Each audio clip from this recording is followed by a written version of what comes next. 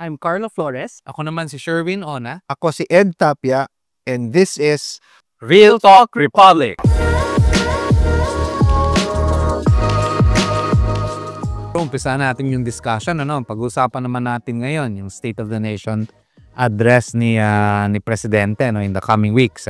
So, ano ba yung mga issues na dapat i-address dito sa SONA? Siguro pag-usapan natin yung peace and order. So, sinabi ng Philippine National Police na bumaba daw yung crime rate natin. Na palagi naman nilang sinasabi kapag may SONA. Pero sa tingin nyo, ano yung concern ng mga tao maliban, well, except for, having all of these crime statistics being thrown upon us, but what will be the concern of the public in terms of crime dito sa atin? Well, alam mo, Sherwin, yung crime kasi malapit na topic sa mga ordinary individuals. Kaya tingin ko talagang they'd be interested in what government is doing. Especially kung pagbabasihan natin yung comparison between this administration and the previous one. Kasi yung previous administration was really strong on their insistence on peace and order as the primordial concern of the country. So, babantayan talaga nila yan. Siyempre, right now, meron tayong mga nalirinig na mga anecdotal na mga kwento. Nung panahon ng dati, kumpara sa ngayon. So, I think, pakikinggan, hihintayin ng mga tao, sasabihin ng presidente tungkol sa mga mas pangmatagalang plano tungkol din sa usapin ng peace and order sa bansa. Sa tingin nyo ba, naging soft on crime ang Marcos administration? Carlo? Palagi ko naman yung, again, susugan ko lang yung statistics, lagi namang pinapublish na mababa ang crime rate. Usapin lang talaga lagi siya ng, ano ba talaga yung nakikita ng mga pangkaraniwang mga tao, in terms of like petty crime, yung mga ganyang incidents, Pero kung ang tanong ay naging soft on crime, parang wala namang pagpupullback. Ang difference ng linyahan ng administrasyong ito ay gawin nating mas rational, gawin nating mas human rights centric, na parang yun, mas sundin natin yung due process, lalo na sa bagong talagang ating PNP chief na parang pinapahalagahan yung mga proseso, yung pag-enforce ba ng batas kontra kriminalidad. So anong masasabi niyo doon sa bagong polisiya ngayon ng pambansang pulisya yung yung 5-minute response time? Sa tingin niyo magiging effective yon to convince the public that this administration is really is really putting a priority on crime? Tingnan natin. Ako, I'm very excited to find out if they can really pull it off. Kasi medyo ambitious yung 5-minute response 5 minute, time. Mahirap yun. Grabe ng traffic ngayon, Sa tindi traffic ngayon. Kaya medyo, medyo cautious ako dyan. But I hope they can make good with their promise. Kasi, alam nyo, while it's true that the statistics would say bumababa ang crime, and palagi naman natin naririnig yan, ang tingin ko kasi, ang main problem, one of the main problems of the administration is communications Right. Tama. Ginagawang maganda, ang dami niyang ginagawang tama. Pero medyo problematic yung communications plan. So, itong SONA na to, magiging challenge siya kung paano niya ma-communicate sa taong bayan yung mga accomplishments niya for the last 3 years at ano pa yung pwede niyang gawin sa mga succeeding years. Tingin ko, alam mo, especially the last SONA, ang ganda nung ganda nung reception dun sa previous SONA ni Presidente kasi he was decisive, he was spot on at the issues. And then, yung sa Pogo, ang dami talagang doon, maganda yung reaction. There's an immediate event that he has to have a decisive reply. And I think that is the results of the midterms. Mukhang yan yung elephant in the room na kailangan pag-usapan. Not to lick wounds in public, not to assign blame to anyone, or not maybe even to celebrate the triumphs. Kasi, to be fair, may mga victories naman.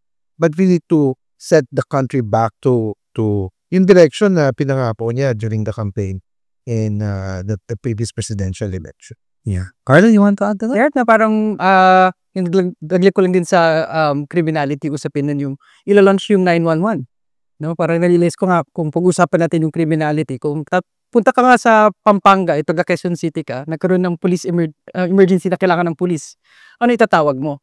So parang feeling ko ambitious din yun at the same time, very practical for a lot of individuals. And then I agreed na after the midterm election, parang feeling ko pipihit na rin dapat sa ano ba yung maiiwang legacy ng administrasyong ito. Kasi Yeah. ngayon medyo nagkakaubusan na rin. Nag-shift ng kanyang political capital. Oo, kasi sinasabi nila na lame duck na daw si Presidente, no? Last 3 years of his administration, parang lumalabas na lame duck na siya. Sa tingin niyo ba may truth dito sa ganitong klaseng mga allegations? Well, ang problema dyan is si Presidente, we cannot ignore the fact, I think, that meron siyang mga naging tama nitong previous elections, no? Yung alyansa, which was identified with him, obviously underperformed. Yeah. Right? I wouldn't say that it was a victory for the opposition. Hindi naman ako ready sabihin niya na ganun ka klaro. Pero most definitely, medyo nag-underperform yung alyansa. Tama. And kailangan maipakita ng Pangulo kung ano yung plano niya for the next 3 years. Hindi ko pa naman, I'm not yet at that point where I would say that the president is already a lame duck president. But he must take decisive action to dispel any kind of idea or notion that he is in fact a lame duck president. Hindi naman ano yan, I don't agree that he is, no?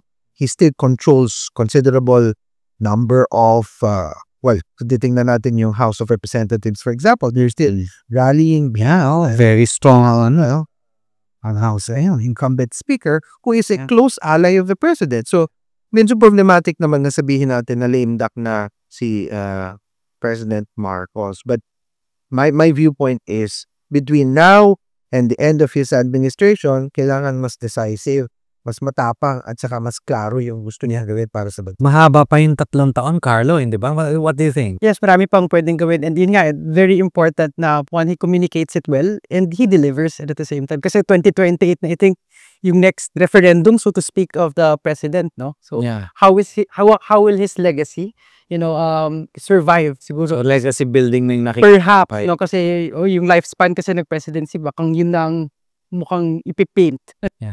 So recently, of course, nangyari yung kaguluhan sa Middle East, di ba? So part din to nung overall peace and order, kaya lang on a global or international dimension, no?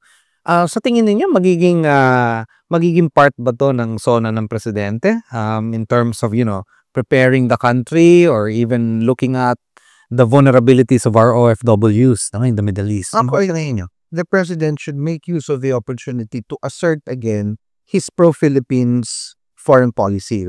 Klaro yun. And it would cut across all foreign policy issues, hindi lang yung Israel-Iran conflict.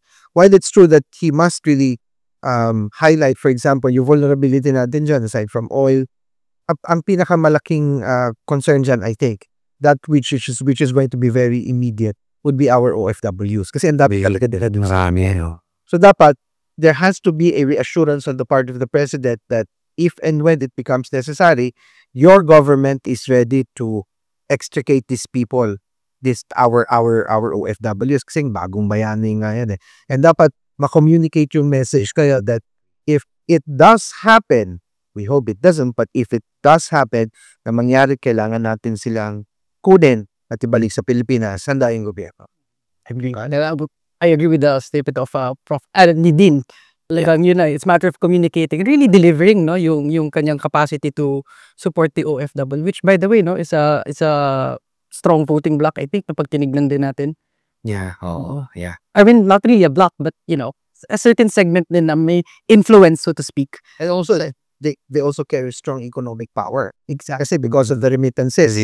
Talagang ngayon, ano pa din yan eh. For the longest time, they saved the economy from tanking dahil yung sa mga dollars sa pinamumulan nila sa mga pamilya nila. Tsaka tama yung sinabi mo, na bagong bayani ito. Alam nga namang pagdating ng panahon pabayaan natin sila doon, kung lalala yung kaguluhan nga sa Middle East. Another siguro na item or a very important issue na in the previous SONA, sinhighlight na rin ng presidente yung issue ng education. And nakita naman natin na assessment after assessment, lumalabas na malaki talaga yung kakulungan natin dito sa education. At yun nga, yung first 2 years ng administration, medyo hindi naging maganda yung naging response dyan. Ano sa tingin nyo ang magiging parang opportunities dito sa education? And how would the president kumbaga, design his last 3 years to address these persistent problems in education. Earlier this year, lumabas yung findings ng EDCOM 2, no, na parang binanggit nila very foundational yung issues, no. May hinahabol tayo, yung learning gap that is pre-pandemic and na-impactan ng pandemic. I believe right now we're 3 years behind. So our grade 6 students are operating at a grade 3 level. And may impact yun, especially for the, higher education. Na syempre magiging students yung sa college, nakikarry yung deficit na yun. No? So I think very important na ma-arrest yung issue on the learning gap. Particularly, and I wanted to highlight yung idea ng early childhood development. Yung first 1,000 days na nabanggit ng EDCOM, nutrition ang usapan, no? So, and that's falls squarely within the DepEd. Kakabit din kasi yan sa hunger and nutrition, So, mahalaga na matukoy talaga ng gobyerno natin yung root cause, no? Ined. I agree completely with the thoughts of Carlo, no? And in fact, sa tingin ko, yung mapag-uusapan na naman dyan yung K-12 program. In fact, we've heard some calls for the scrapping of the K-12 program. I'm against that Yeah. Tingin ko knee-jerk reaction yun. Knee-jerk reaction yun na, sige, did that work? So therefore, scrap it. So what are we going to do? We're going to go back to the previous practice of being below standard among our peers in the region. So it's a question of implementation more than anything And inaasahan ko na sa SONA, babanggitin ng Pangulo that priority pa rin ng Pilipinas ang education as it should. And yung EDCOM 2 siguro is a good banner para pakita sa taong bayan na the government is really taking education seriously. But what I like particularly about the prescriptions of EDCOM is that they just don't go, focus on prescriptions that are purely education. They look at it as a holistic fashion Kaya nga, ang inugat, yung first 1,000 days, ano nga naman matututo yung bata kung kulang sa nutrisyon? Parang, for the longest time, alam natin na may kagutuman, pero hindi natin siya nililik sa education. Ang nare-realize natin, magkadungtong pala sila. Yeah. Kaya pala merong mga nag-underperform na mga bata kasi gustuin man nilang maging mahusay, talaga kulang sa pagkain. Kasi di ba, pagka sinabi mong problems in education or educational crisis, we usually present proposals on increasing the number of school buildings, increasing the number of teachers. There are still concerns for that. Correct concerns pa rin. Except that, you have to look at it at a more holistic. Yeah, multidimensional pala itong problema na ito, no? At medyo malalim.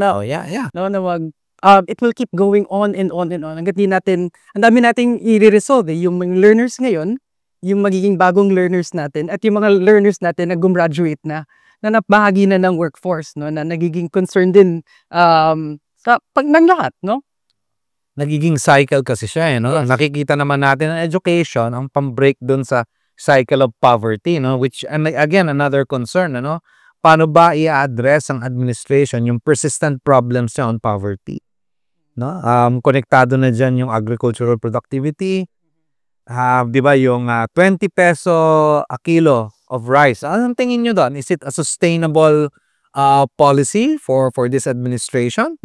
Ako tingin ko anything that is heavily subsidized by the government is something that is not sustainable.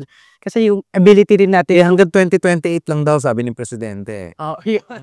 So it comes with the news political will, no? So to speak, yung pag-subsidize na yan. So yun pa lang para sa akin medyo hindi na siya sustainable. Siguro, Carlo, mas maganda to call a spade, no? I mean, I know that it was a campaign promise, but if it is not really realistic, sabihin na lang natin yung totoo. Medyo hindi talaga kaya. Kasi right now, I know that they're doing it in specific areas, particularly in Cebu, because it's heavily subsidized nga. At saka maraming kakibad na conditions. No? But I think, going back to our point earlier, it's really just a question of communicating the truth to the public. Kaya, yan. And also, dapat tagdagan yun ng mas makabuluhang programa on, for example, food security. Food security. Security, importante yan We don't take it that much of a serious concern. But in fact, hindi yan bago As early as the time of former President Estrada, may mga nagsasabi na we need to harness our food security. Palagay ko, panahon na para tuparin talaga yung mga pangako at saka yung mga plano tungkol sa pagpapaganda ng ating food security. Yeah, I absolutely agree with you din, Ed, ano. Dagdagan ko lang din yung point na yun, ano, kasi pag doon sa mga pronouncements si Presidente, palagi niyang sinasite na isa yung smuggling doon sa causes of high prices of goods, no, especially of rice, ano. Siguro dapat pinangako na ni Presidente to nung nakaraang SONA, di ba? Siguro dapat magbigay siya ng sample, di ba? Sino ba tong mga smugglers na to na ito tayo receive. Pakita na tayo, di ba, na pahuli mo na yan kung mga big time yan. At I'm sure alam naman nila kung sino yung mga taong yan, ano? Oo. So, what can you say about that? Dapat ba? Yan, dapat nga din na yun nga, usapin lagi siya ng resibo na papakita natin sa taong bayan na meron talagang nagawa. Tsaka siguro dagdag ko lang din, yung kakayanan natin mag-produce ng sarili nating mga bigas. Kasi parang ngayon, marami pa rin tayong pumasok pa ang rice tarification law na talagang mas naging pahirap para sa ating mga magsasaka. Minsan may tanong pa nga, are we still an agricultural country? Given ang daming nako-convert, nagiging ibang uri yung lupa. No? So, parang meron direction yung mga CNNs ni Cariat, which is really true, no? Again, going back to what we learned in school, we are an agricultural country and we produce some of the best rice in the world. We even have evidence to prove this. And that is the Erie in Laguna. Yeah. And you know what? We've been overtaken by our... but ito but bakit? At lahat na itong mga neighbors na to ay nag-aral sa ating mga eskwelahan, sa Erie, di ba? Oo. Right, di ba? So, palagay ko, it's really time that we think about food security and making use of technology para mapaigting yung ating food security. No? Kasi marami ng ginagawa sa ibang bansa na gumagamit talaga sila ng teknolohiya. And I think, yung food security na yan should be on top of the agenda of the president and mention it in the SONA. Yeah, bigyan din yan, ano? Tama, no? Ngayon, kung tatanungin mo kasi yung mga tao, no? Yung mga simpleng tao natin, yung mga kababayan natin, palaging pagka tinanong mo sila, ano ba ang sa tingin niyo yung pinaka-pressing problem or problems ng Pilipinas? Isa dyan lalabas palagi, if not top one, the second concern, corruption. No, paraging tumuturo yan, no? May corruption dito, kaya hindi umaasenso ang Pilipinas dahil nga sa corruption. Now, eto na naman, no? Pangatlong SONA na ni President Marcos. Ano sa tingin niyo yun dapat sabihin ni Presidente para ma-address itong mga concerns on corruption? Ako, Sherwin, idudugtong ko din yan dun sa communications. Sinasabi natin yung dapat klaro ang posisyon ng Pangulo that accountability is important to this administration. At dapat yan ma-communicate properly. Hindi tayo kailangan dito we don't need to treat each other with kids gloves na we say this and then be soft in our app. Dapat klaro yon. Dapat walang equivocation. Dapat talagang klaro na when we say that we are for accountability and we're against corruption, patunayan natin, bigyan natin talaga ng resibo. And it will cut across all malfeasance, misfeasance on everybody in government para maging makatotohanan yung ating stance on anti-corruption. Carlo, di man to? Kasi hanggang yun, parang meron na ba tayong napapakita na yung administrasyon may napakita na bang napakulong dahil sa issue ng corruption? May bangko ko dyan. Mga usapin pa nga lang na may leader tayong hinaharap ngayon sa usapin din ng corruption. Isa sa allegation. Pupunta tayo dyan, ma'am. Na maigi din. Pero yun nga hanggat wala tayong ating institusyon natin na parang tila na pipigilan, no, yung nasasabi na ng konstitusyon, wala talaga. We cannot hold power to account, so to speak. Tama yan. No? So, pupunta na tayo ngayon sa controversial na sinabi mo, no? Dahil nga meron tayong mataas na opisyal, ang Vice President na na-impeach na at merong impeachment case na sinasampa against her, no?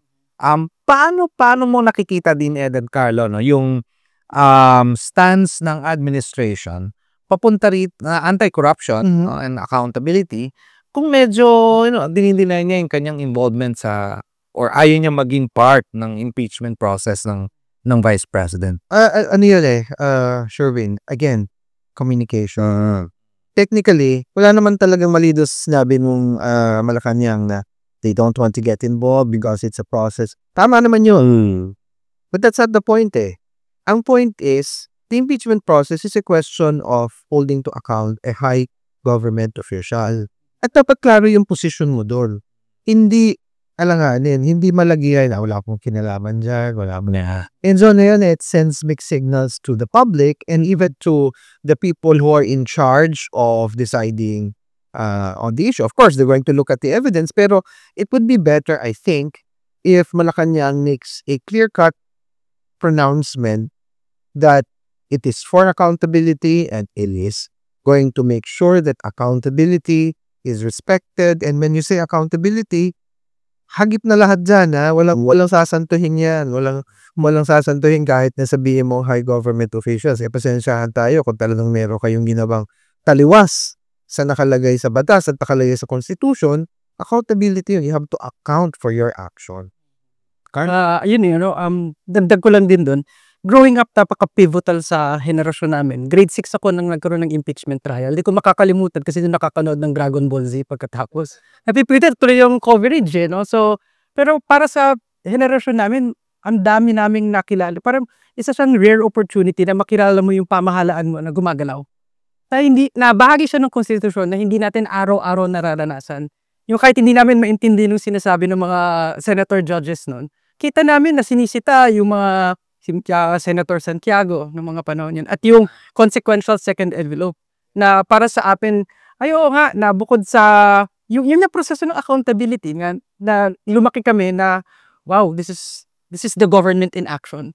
And ngayon kung hindi ka klaro na parang singilin natin kung dapat sinong singilin, at isa siyang due process enshrined in our laws and constitution, na parang medyo soft tayo. Iba naman daw kasi yung mga quality ng Senado nung araw na yon, no? Ito ba daw ang quality ng mga senador? Ano sa tingin mo doon?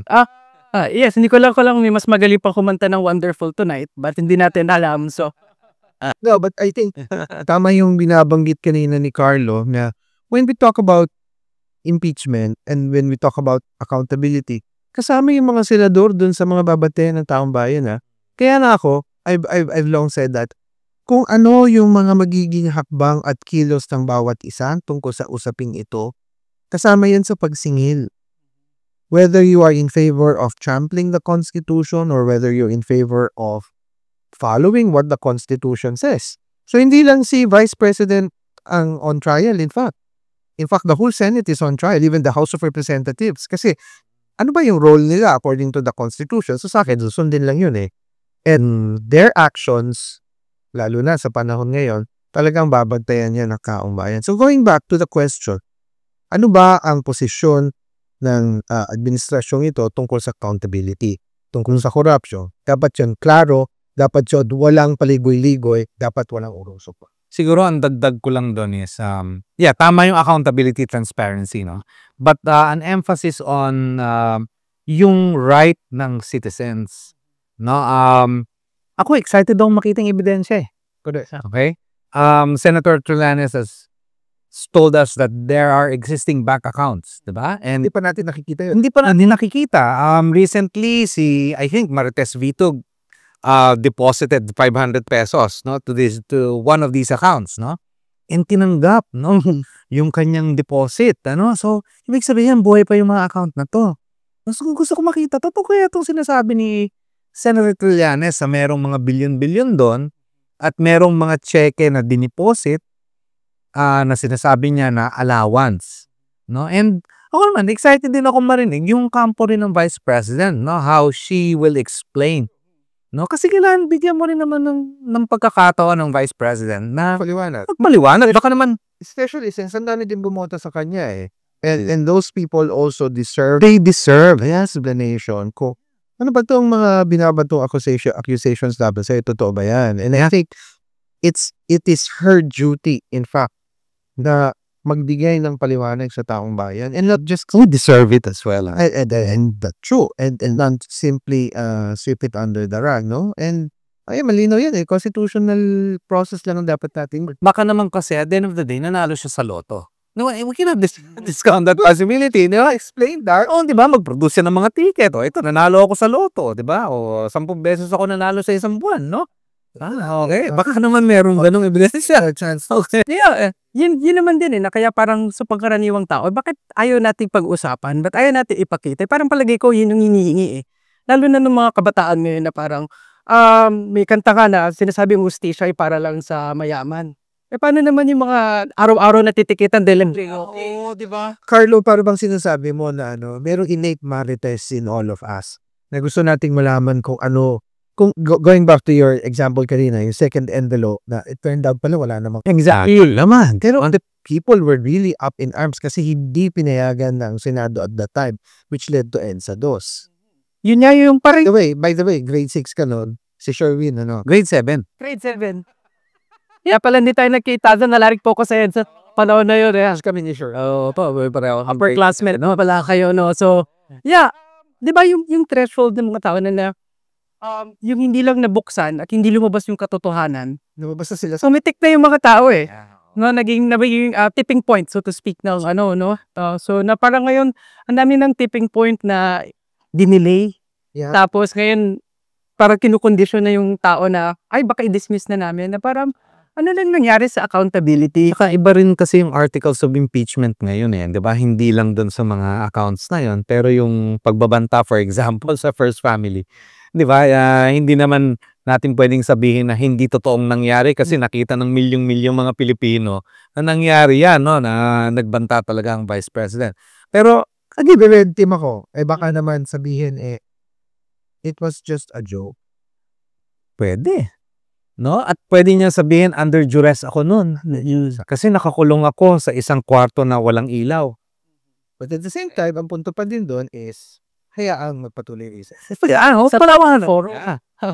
Siguro naman maniniwala mga tao sa kanya. Yun, tsaka, yun nga, may public sentiment din naman at yung mga senator judges naman natin, I'm sure nakikinig na yun sa sentimento ng taong bayan. Now more than ever, mas madaling magkuha ng sentimento.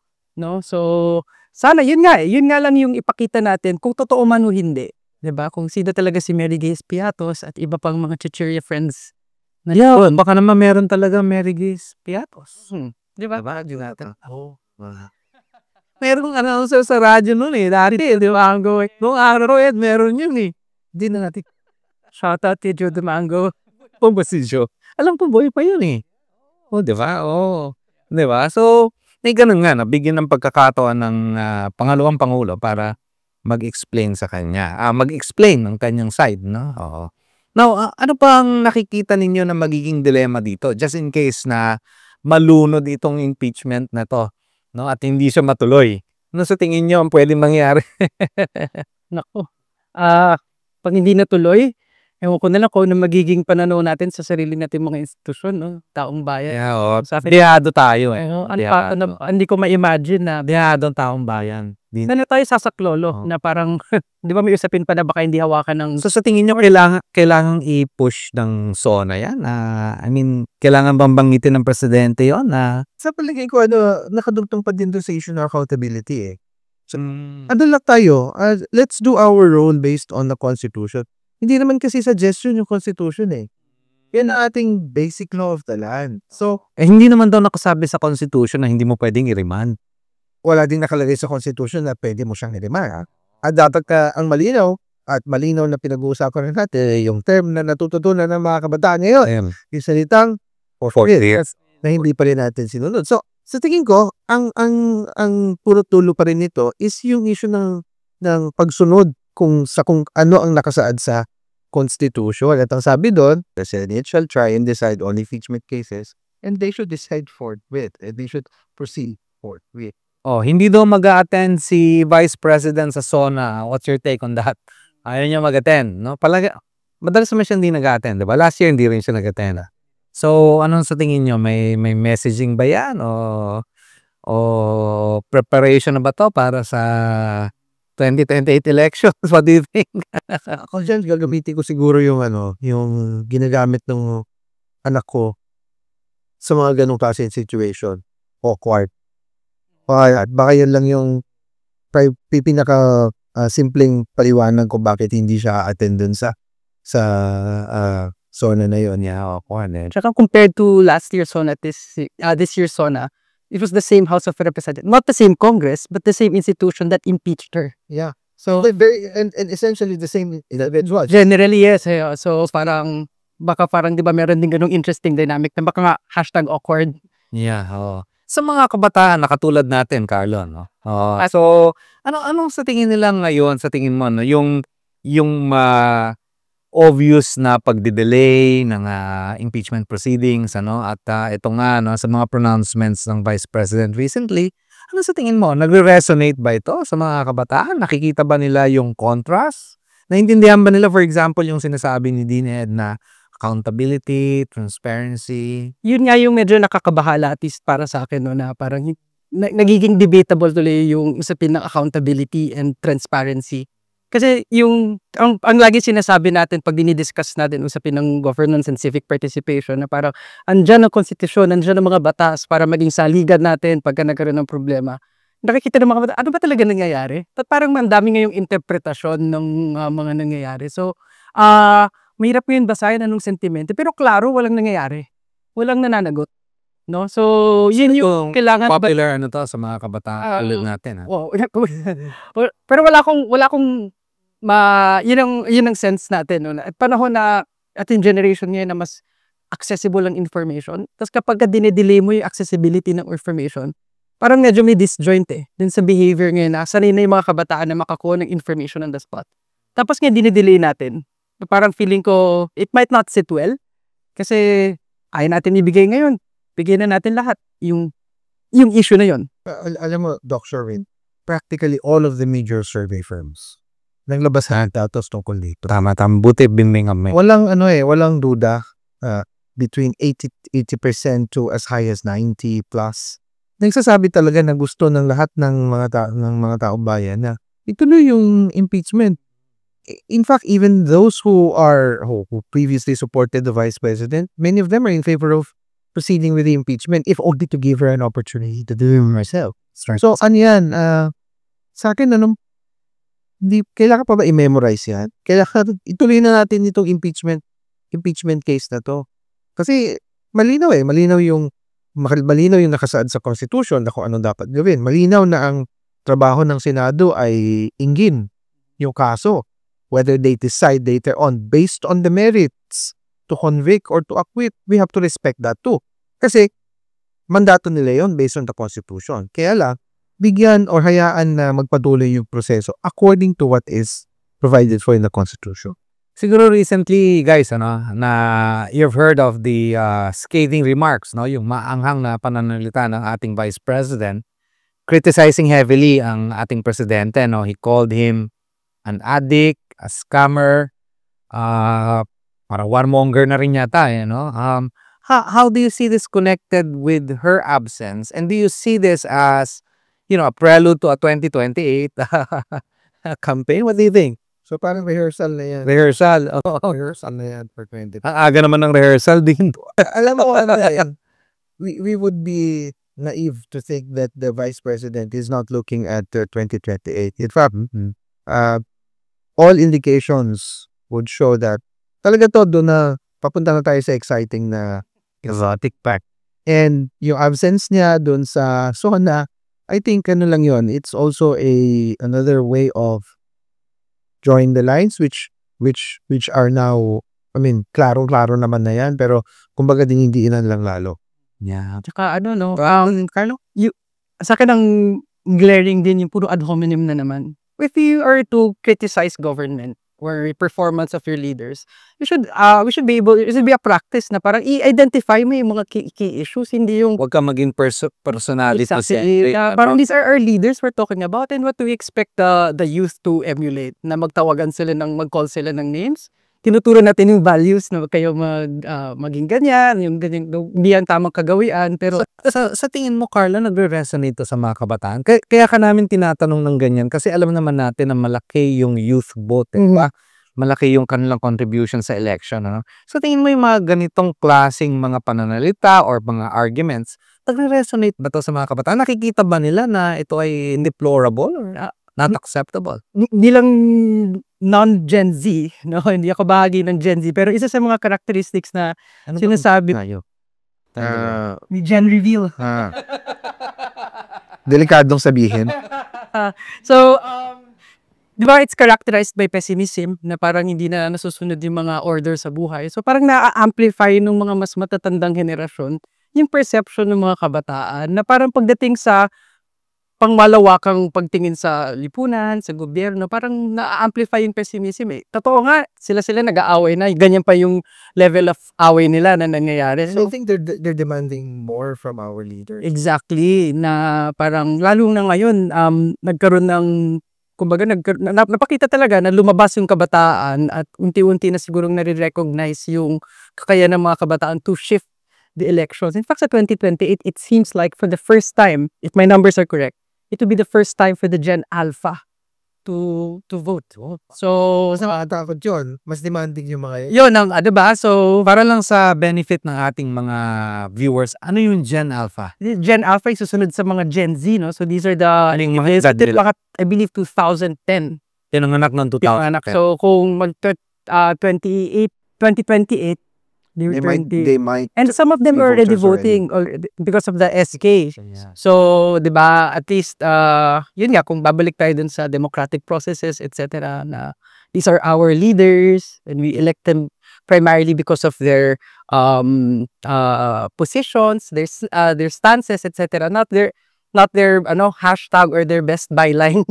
Parang ganun. So, Kasi tingnan mo, may critical ability na itong voting block na to na makita yung the real issues behind, no? Hindi yung noise, no? Kasi nga, nabanggit nga natin kanina na rampant yung disinformation, no? Dun sa ating discussion ng West Philippine Sea issue. Pagdating sa election, sa tingin mo, they can navigate through all of these disinformation and, fake news, etc. parang in the past few years, parang lumakas yung panawagan na yung campaign against malinformation, disinformation, and misinformation. So I think to a certain extent that will start to take its effect. But still, very prevalent pa din. Kasi ngayon nagsishift yung platforms where the youth get their information. Ako nag-Google News pa ako. Ngayon, mas TikTok na. So, nag-YouTube pa ako. Pero ngayon, parang may delineation na nga sinasabi nila. Parang mas older generations get the information from, let's say, Facebook.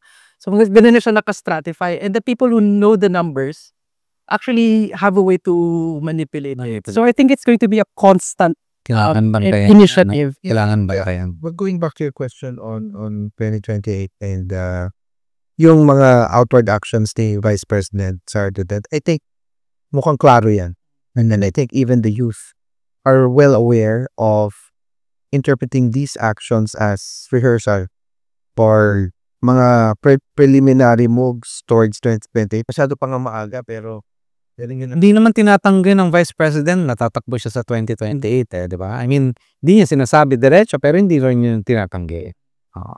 So maliwanag.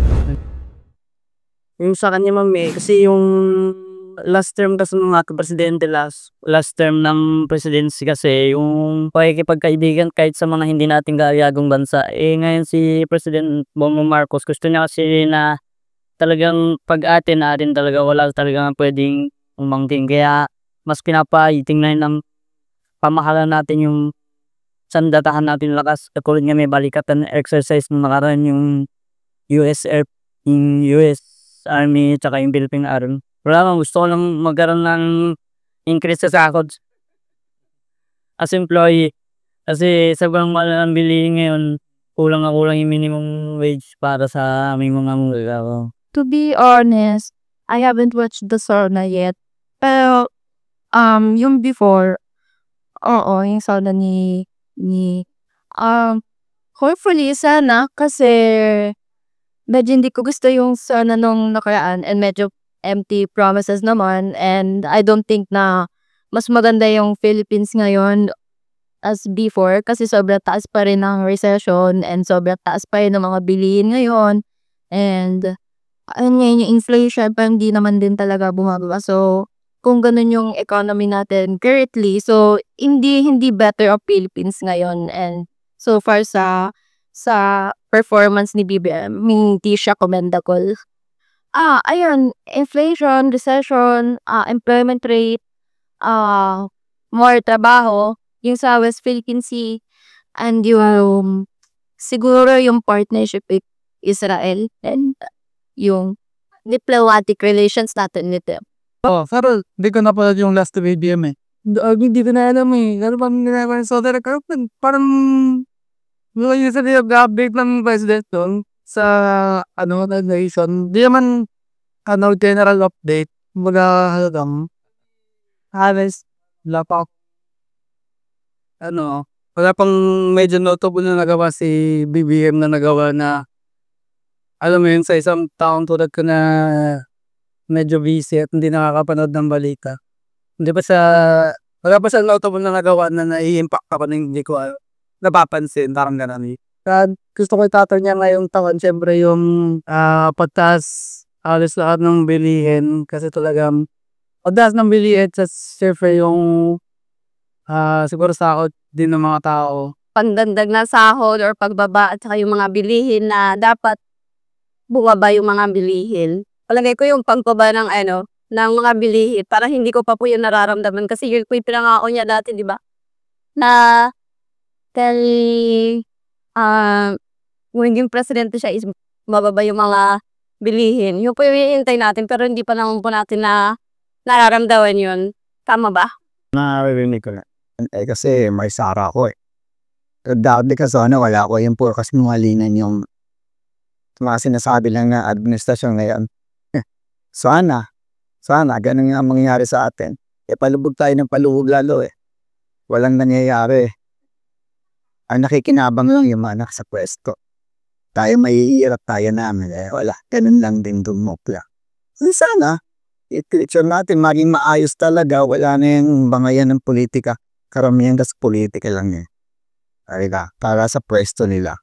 Para sa pakinabang lang ng nakapwesto. Pero ang nangyayari naman, di naman nangyayari yung mga nasa baba para matulungan.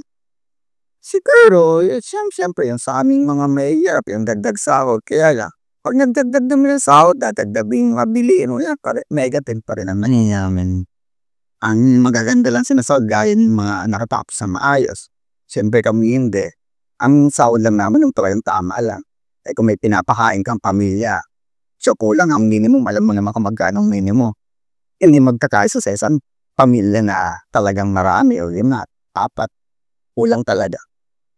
So, liganin kasi, hindi ko di ako pamilya sa ganyan sa ganyan sa medya namin dapat tayo mismo ang gawa ng paraan para masolve yung problema natin. Ganun lang. Kasi hindi mabuhay tayong tulong sa ibang kayang bansa. Ito tayo asa sa kanila. Kaya naman natin, di ba? So, ngayon taon, tingin ko po, siguro kasi marami nang nangyayari yan. So, dapat, siguro naman mas marami nang naisip si BBM na mga plano ngayon 2025. About sana sa war, then yung mga problem pa dito sa Pilipinas. Marami pa kasi problema sa Pilipinas like mga kadalasan sa West Philippine Sea, then corruption, everything, like gano'n din po. Hindi ko pa siya Sona? Hindi kasi ako nanood ng Sona kasi I'm not a fan of the administration, so I don't think so. I admire that he moved silently to nagkaroon ng progress dyan kay Duterte, So, I admire the move, but I doubt that it was his mind that worked or that designed the whole thing. So, kung anong aasar ko sa kanya, wala. Oplax ang sorry for the word, sorry for the word. That's how I view it. Oplax ang natin, ang leader natin. Well, mag-discuss na lang siya ng mag-discuss na lang siya, iba't klase ng na uri ng palay, gano'n. Kasi parang gano'n lang naman ang level ng comprehension niya. So, mas bagay siya doon sa agriculture 101, diba? Oo. Busy. Busy sa trabaho. Pareho lang. Di ko nga yan alam.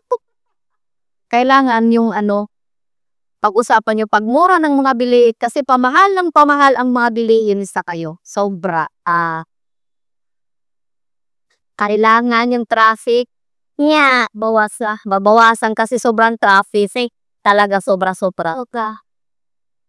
Parang wala namang significant na growth and progress in terms of overall talaga na development sa Philippines.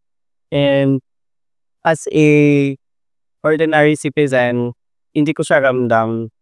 And syempre, also, we cannot deny the fact na mas may mga underprivileged talaga compared to me na sila yung more vocal and also mas ramdam nila na gaano kahirap yung buhay. And yun yung usually na sentiment talaga ng common na masses, no? Actually, hindi ko masabi eh.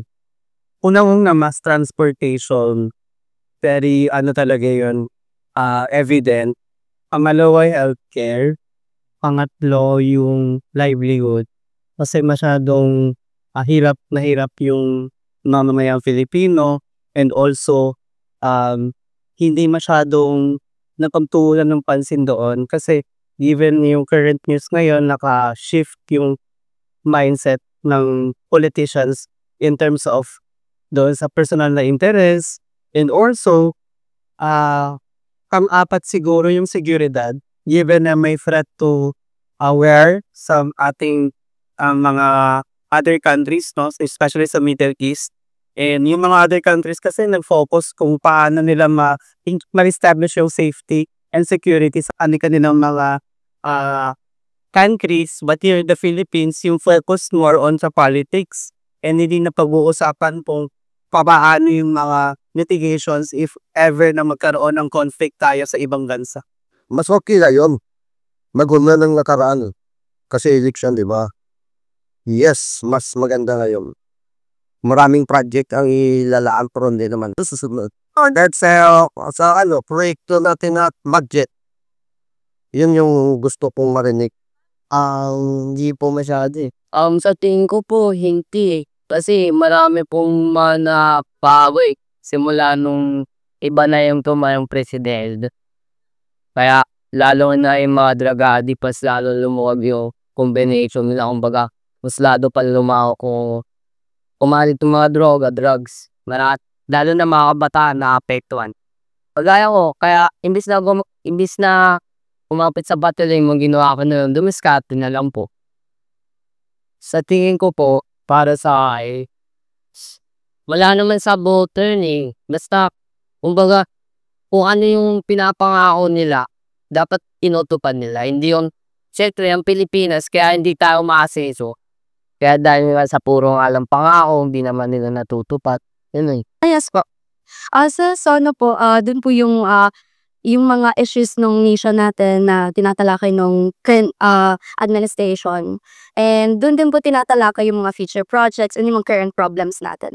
Right now po, I think, may mga aspect na oo, pero karamihan sa aspect hindi.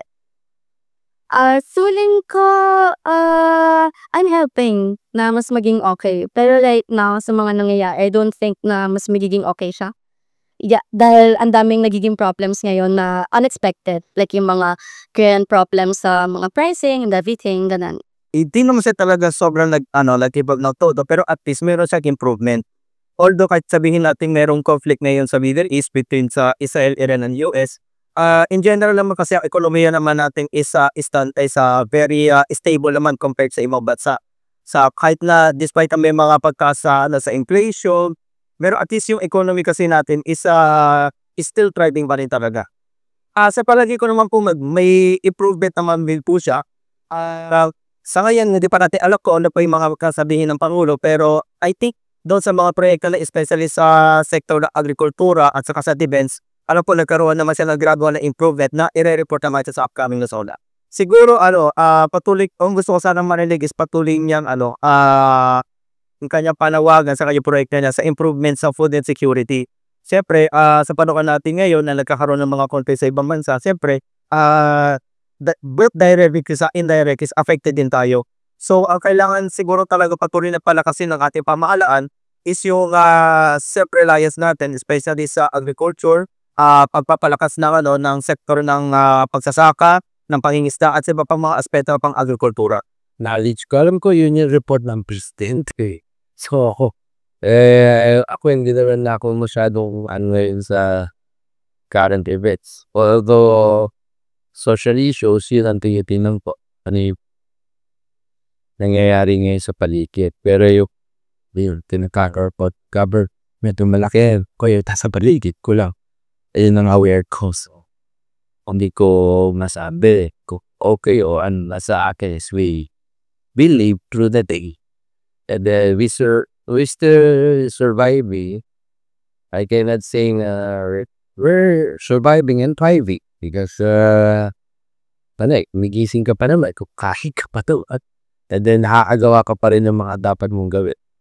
So from that point, I'd say siguro parehas. That's like every day lang. In ngayon, yung lang, yung pagkabuhayan palagi. Yun lang. Kasi yun dun nagkakaroon yung problem from every government or kung sino yung nakaupo. As long as meron kang nakalatag na platform at ilalahad mo doon sa ano mo, so na what has been done para to augment yung galan na kabuhayan para sa hindi daw mahirap para sa mga maya. I couldn't say mahirap but sa mga maya. Pag ang nation kasi meron siyang sufficient siya, nakakagalaw siya ng honors. Kung sufficient yung pangkabuhayan mo and you have meal 3 times a day or more than 3, then probably you have a good you have a good nation to gear up with tatakbo ng maayos. Pag maganda yung pangkabuhayan and offer ng gobyerno. Nandun ako, yun ang gusto mo na ilahad niya. Kasi it compasses the whole aspect me. Takbo ng gobyerno kung yung pangkabuhayan mo na ibibigay mo sa mga offer. Tapos Philippines Sea. Tapos, yung mga issues na sa jeep. Dapat wala na yan. Dapat solusyonan na yan. Tapos, aside from Philippines, yung West Philippine Sea, immediate the educational system. Para we could really put up our education mas mataas pa or maybe i-revamp pa or ayusin para makasabay tayo sa iba natin. Lapit bahay. Like, really can get something from Singapore. Singapore learned from us as far as my parents at school days. Singapore learned from the Philippines and then they prospered. So why can't we do it? Yeah, it just would be some effort in doing that. It can really the kind of progress. So, anong sa tingin ninyo dun sa mga naging response ng mga tao, no? May mga common no? Gut issues malagi, no? Yung madalas na naririnig natin. Do you want to expound on it? Yeah, talaga sinabi nila dalawang bagay. Taas ng bilihin at saka taas ng sahod. No? Oh, yeah. Mukhang talagang very important sa mga kababayan natin na kasi araw-araw nararanasan yan no? At malaki talagang impact. Yeah, tsaka meron ding nagsabi na yung sa traffic din, siguro yung everyday commute mo, no? Talagang kung titingnan mo ngayon, nagiging concern na dahil nga sa sobrang traffic, di ba? So, magandang makita rin kung paano tutugunan to ng gobyerno. Dined I think it's a mukhang common observation natin. Talagang gut issues yung mga mahalaga dun sa mga in-interview dun sa kalye. Hindi yan tingin ko hindi yan magkakaiba. Mga magkakadugtong yata. Patungkol dun sa sweldo, tungkol sa milihin, even traffic. Kasi traffic ka, imbes na kikita ka pa ng mas marami, makakadiskarte ka ba ng mas marami, hindi na mangyayari yun dahil nga dun sa condition ng traffic. Although meron ding may mga issues that are also important to the people. Like for example, yung West Philippine Sea, talagang relevant pa na use man nila May connection din yun sa pagkain kasi. Actually, may connection din sa pagkain. And also yung, gusto ko lang yung tungkol sa education kasi nabanggit na once and for all, sige, pag-usapan natin ito na mas maliwanag, no? Doon sa tingin ba natin may disconnect yung sinasabi ng mga taong bayan doon sa ginagawa ng gobyerno? Tingin ko naman, hindi naman. To be fair, no? Sa tingin ko, yung mga sinasabing issues ng mga kababayan natin, ginagawa naman yan at ina-address naman yan ng gobyerno. Again, we go back to our earlier point. Communication talaga is key eh.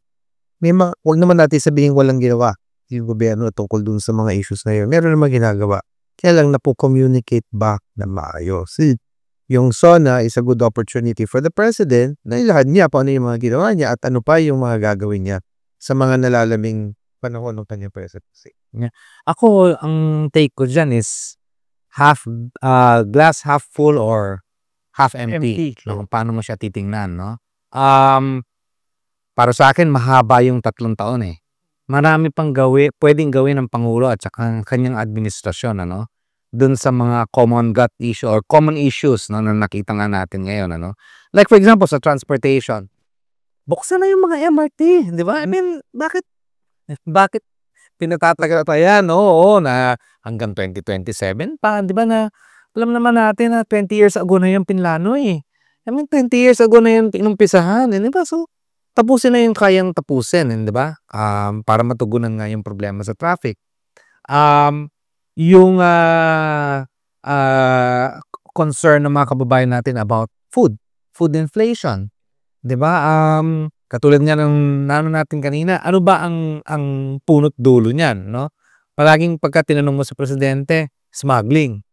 Okay? So, bigyan ng resibo. Di ba? Oo, sino yung mga nahuli na at ano pa yung gagawin para mas mapag-inting yung campaign against smuggling, ano?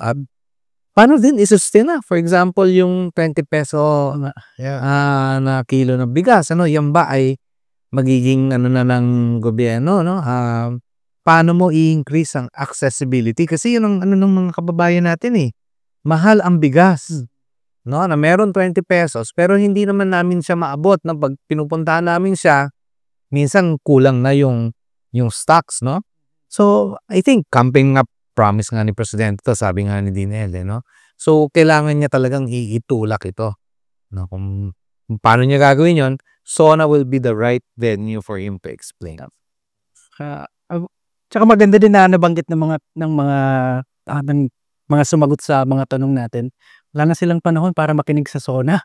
Yeah, di ba parang, kasi action na, di ba? Action na. Yun ang mas mahalaga yung hindi yung pangako, kundi yung ano yung nararamdaman araw-araw at maski may pinakamagandang script ka, pinakamagandang statistics, laging nai-invalidate nung kanilang lived experience na tinatawag, no? So, yun din talaga yung paglalapat sa ground level ng pagbabago na maramdaman talaga ng taong bayan. Kaya lang ang polisiya kasi natin trickle down no? Yung trickle down economics sa sinasabi nila, no, na yes, sa macroeconomic projections maring nag-improve ang economic ng Pilipinas, no? But yun nga ang problema pagdating sa ground, no, halos hindi maramdaman ng ating mga kababayan ito. Ano kaya ang pwedeng gawin ni Presidente, di ba, para mas lalo pa niyang i-push yung messaging at push din yung accomplishment ng administration. Yeah, good opportunity talaga yung SONA for him. No report card mo and then ways forward. Ano yung gagawin? Ano yung gagawin? Kasi mahaba pa yung runway eh. Between now and 2020, kahaba pa ng runway. Kaya mayroon ka pang pagkakataon na mailahat kung ano yung mga plan mo para sa bansa. Yeah, tsaka importante din kung ano kagad yung ma-expect ng ating mga kababayan no? Yung magbigay kagad siya. Like, in the next year, anong mangyayari? Parang nagawa sa Pogo. Diba nung very sa ulo doon nasundan kagad ng legislation. Yeah. Oh, so we're looking for more of those mga deposit. At para maipakita din sa mga kababayan natin na hindi siya lame duck, 'di ba? Kasi yun ang sinasabi ng kanyang mga critics na lame duck president na siya dahil nga sa nangyaring sa election. Tapos itong hindi natin napag-usapan yung yung ongoing government revamp. No, ano yung magandang messaging niya pagdating sa SONA tungkol rito. Kasi ngayon parang hindi natin makita nasan ba ano ba yung nangyayari doon sa revamp na tinatawag, no? Bakit mga small fry yung natatanggal at yung mga hindi naka-deliver hindi pa niya hino-hold into account, no? So yun yung kailangan din niyang ipakita. lagay ko 3 stars. May mga na-advance naman lalo na sa West Philippine Sea. Tsaka yung pagbabago natin pagdating sa enforcement ng Philippine National Police pa sa mga issues like war on drugs. And may mga nabuksan naman may mga natapos naman at deliver lalo na yung sa usapin ng Pogo. So palagay ko getting there and marami pa rin pwede pang gawin. Pareho kami ni Carlo, no? 3 stars yung aking rating kay Presidente, no? Very strong ang foreign policy side ng Marcos administration at nakikita naman natin na may deliberate attempt talaga para mag-expand yung economy natin, ano? Sang-ayon ako dun sa sinabi ni Dean Ede, no? Na kailangan talagang i-communicate sa mga kababayan natin at kailangan maibsan din yung mga paghihirap ng mga kababayan natin sa lalong madaling panahon. And I also give him 3 stars. Mukhang unanimous yung grading ng mga panelists ngayon dahil mukha talagang may mga ginawa naman na maayos at tama and we are in the right direction. Now, what is just needed is push at saka communicate para mas nakaka-relate yung ordinaryo taong bayan dun sa ginagawa ng gobyerno. I think nagsalita ng Presidente tungkol dun sa issue ng ICC at ni former President Duterte. Baka palagay ko bigyan na lang ng sapat na panahon yung mga issue na malapit sa sikmura ng taong bayan. Yeah, sa tingin ko pwede niyang manggitan as part of yung accountability, transparency push ng Presidente, no? But again, baka maging divisive itong issue na to at kumaandar na naman to, gumugulong na. So I think mas maganda kung magfo-focus ang Presidente on the real important issues. Nakita naman natin sa Kalye survey na ang gusto talaga ng mga tao i-address yung mga gut issues. Siguro dun dapat siya mag-focus. Accountability is important, pero importante din na strategic ang Pangulo sa pagkikipag-usap sa mga tao. Mukhang klaro sa mga naging interview natin sa mga ordinary people on the street na ang hinihintay nila ay yung mga issues that concern the gut.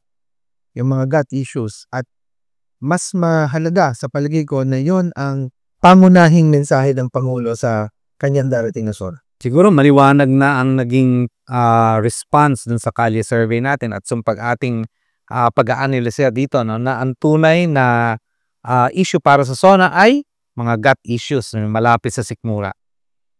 Ano sa tingin mo, Dinen? Tingin ko dapat gamitin yung pagkakataon na to, gamitin ng Pangulo para makipag-usap sa taong bayan. Magbigay ng pahayag na mas malinaw at mas makabuluhan para sa kanila. Ano yung mga yon? Yung mga issues na binanggit nila. Gut issues or mga issues na nakaka-apekto sa sikmura. After all, ano nga ba ang SONA? Ito ay pagkakataon ng Pangulo na maglahad ng kanyang mga ginawa sa nakaraang taon at kung ano pa yung kanyang mga gagawin. May plano ba tayo? Ano ang direksyon natin? Pakikinggan niya ng tao ba? Alright. Carlo, gaya nung klarong-klarong campaign message natin, 20 pesos na kilo ng bigas. Baka dapat yung ganun din na klaro na outcome ang gusto niyong i-communicate sa public na kung paano niya na-ibenta yung 20 pesos, ano yung inaasahan natin konkretong magbabago sa loob ng isang taon o higit pa sa nalalabi yung panahon ng termine? Isyong paghapagkainan, isyong pampalengke, issue na malapit sa sikmura. Yan siguro ang dapat itakel ng SONA ng ating Presidente. Muli, ako si Ed Tapia. Ako naman si Sherwin Ona. At ako naman si Carlo Flores. At ito ang Real Talk Republic!